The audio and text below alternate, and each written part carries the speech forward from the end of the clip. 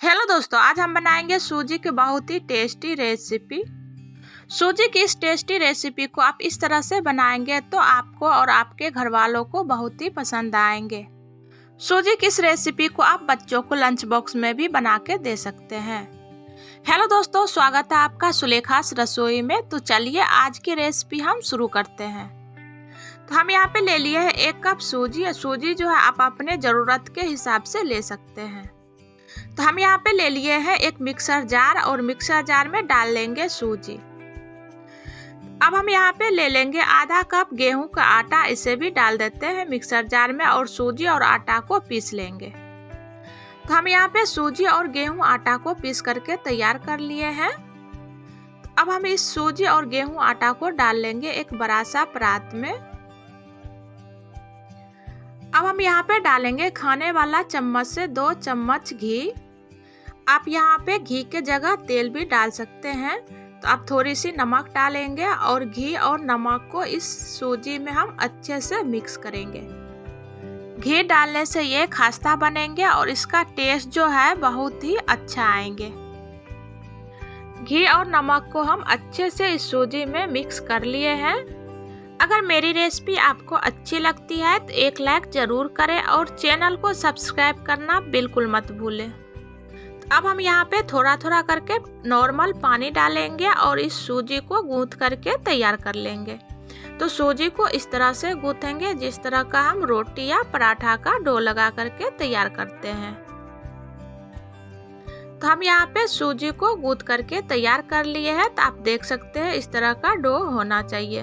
तो अब हम इसे ढक करके रख देंगे 10 मिनट के लिए इसी तरह से। अब हम यहाँ पे ले लिए हैं कुछ हरा सब्जी और थोड़ी सी पनीर और इसको हम इस तरह से लंबे लंबे पीस में कट कर लिए हैं। अब हम यहाँ गैस पे रख दिए हैं कढ़ाई और कढ़ाई में डालेंगे 2 चम्मच तेल और तेल को अच्छे से गर्म होने देंगे। तेल जो है अच्छे से गर्म हो गया है। अब हम इसमें डालेंगे अदरक। अदरक को हम इस तरह से लंबे लंबे पीस में कट कर लिए हैं।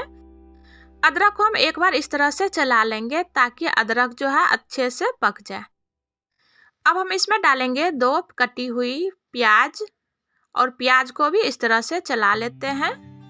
सब्जी जो है आप अपने हिसाब से काटिए जिस तरह से आपको अच्छे लगते हैं। अब इसमें डालेंगे 2 हरी मिर्च। तो हम यहाँ पे 1 कैप्सिकम को इस तरह से काट लिए हैं, तो इसे भी डाल देते हैं। प्याज और कैप्सिकम को भी हम एक बार इस तरह से चला लेंगे। तो यहाँ पे हम लिए हैं 1 गाजर इस तरह से काट के और गाजर को भी डाल देते हैं। पनीर जो है हम यहाँ पे 200 ग्राम लिए हैं। पनीर जो है आप अपने ज़रूरत के हिसाब से ले सकते हैं। तो पनीर को भी हम इस तरह से लंबे लंबे पीस में कट करके लिए हैं। पनीर और सारे सब्जियों को हम 2 मिनट तक इस तरह से चलाते हुए भूनेंगे। गैस को फ्लेम हम मीडियम रखेंगे। तो 2 मिनट बाद इसमें हम डाल देंगे टमाटर। टमाटर डालने के बाद इसमें डालेंगे आधा छोटा चम्मच हल्दी पाउडर, आधा छोटा चम्मच ब्लैक पेपर और जीरा पाउडर, आधा छोटा चम्मच लाल मिर्च पाउडर, आधा छोटा चम्मच धनिया पाउडर, आधा छोटा चम्मच गरम मसाला। अब हम इसमें डालेंगे बच्चों का मनपसंद 1 पैकेट मैगी मसाला। मैगी मसाला का टेस्ट आपको पसंद है तो डालिए वरना स्किप कर सकते हैं। अब हम इन सारे मसालों को अच्छे से मिक्स करेंगे।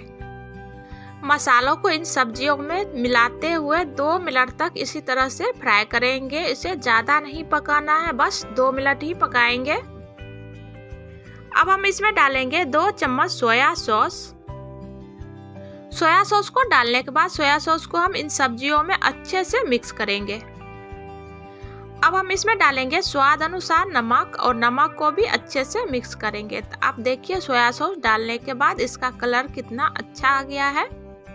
अब हम इसमें डालेंगे कटी हुई धनिया पत्ता और धनिया पत्ता को भी हम इस सब्जियों में अच्छे से मिक्स कर लेंगे। ये पनीर वाली मिक्सर जो है बन करके तैयार हो गई है। तो आप गैस को फ्लेम बंद कर देंगे और इसे हम निकाल लेंगे एक प्लेट में। तो पनीर वाली इस मिक्सर को ठंडा होने के लिए रख देंगे साइड में। अब हम कर लेंगे आगे की तैयारी।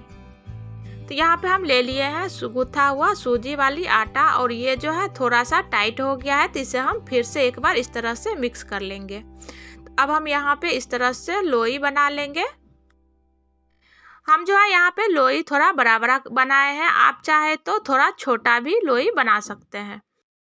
हम जो है यहाँ पे सारे लोई को बना करके तैयार कर लिए हैं। टोटल जो है 4 लोई बन करके तैयार हुई है। अगर आप छोटे छोटे लोई बनाएंगे तो 6 लोई बन करके इसका तैयार होंगे। तो हम यहाँ पे एक प्लेट में ले लिए हैं गेहूं का सूखी आटा। एक लोई को उठाएंगे और सूखे आटा में इस तरह से डाल देंगे और आटा को हम हर जगह से लोई में लगा लेंगे। लोई में आटा लगाने के बाद लोई को हम एक बड़ा सा रोटी बेल लेंगे। तो हम जो है यहाँ पे एक बड़ा सा रोटी बेल करके तैयार कर लिए हैं। अब हम इस रोटी के ऊपर थोड़ी सी घी लगाएंगे और घी को हम हर जगह से रोटी के ऊपर लगा लेंगे। घी लगाने के बाद थोड़ी सी ऊपर से सूखी आटा डालेंगे और आटा को भी हम हर जगह से लगा लेंगे। अब हम यहाँ पे एक छुरी लेंगे और छुरी की हेल्प से रोटी को हम इस तरह से कट कर लेंगे।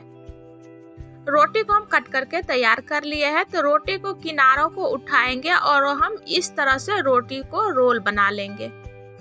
रोटी को इस तरह से रोल बनाने के बाद हम क्या करेंगे, एक किनारों को इस तरह से मोड़ेंगे और दूसरी किनारों को उठा करके दूसरी किनारों में सेट कर देंगे। तो इस तरह से हम लोई बना करके तैयार कर लिए हैं। तो अब इस लोई को हम हाथों की हेल्प से दबाएंगे इस तरह से और इस लोई को रख लेते हैं एक प्लेट में। अब हम बना लेंगे दूसरी लोई। तो दूसरी लोई को भी हम इस तरह से बेल लेंगे और बेलने के बाद इसके ऊपर से भी हम घी लगा लेते हैं हर जगह से और थोड़ी सी सूखी आटा को भी हम इस तरह से लगा लेंगे और छुरी के हेल्प से हम इस तरह से कट कर लेंगे। हम जो यहाँ पे इस रोटी को भी कट करके तैयार कर लिए हैं। तो हम सेम प्रोसेस से इस तरह से रोल बना लेंगे।